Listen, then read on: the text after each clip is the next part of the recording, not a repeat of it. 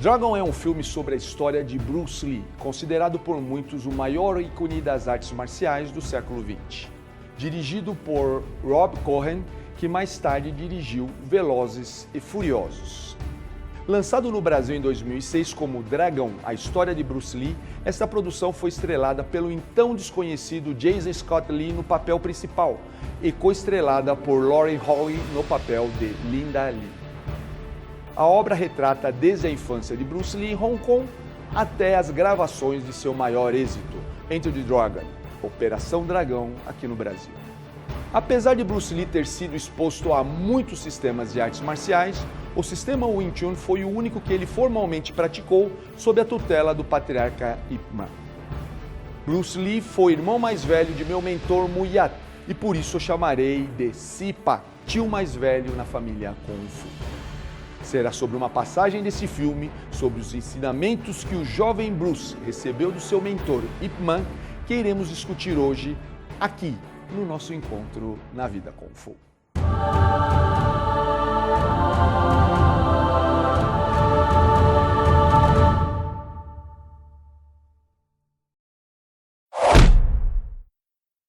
O roteiro de Dragon foi escrito por R.J. Stewart e James Vanderbilt. Eles tiveram a sensibilidade de escrever um diálogo que envolveu muito mais do que a conhecida noção redutora de Kung Fu dentro do contexto de vida do Sipak Bruce Lee. Quando eu falo de visão redutora, é quando associamos Kung Fu exclusivamente com artes marciais.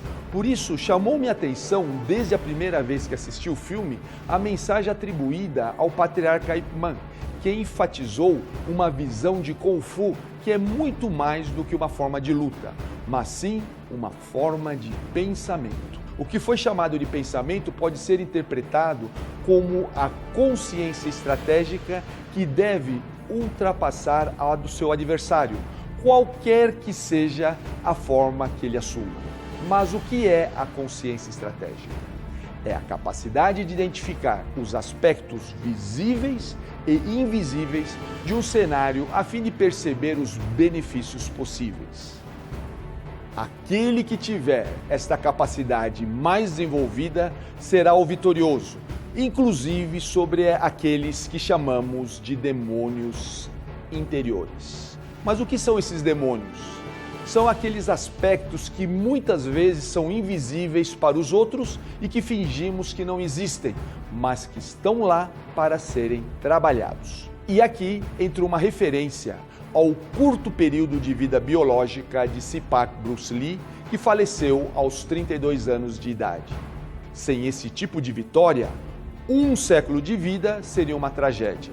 Em contrapartida, se ela for alcançada, uma vida de apenas um dia terá valido a pena.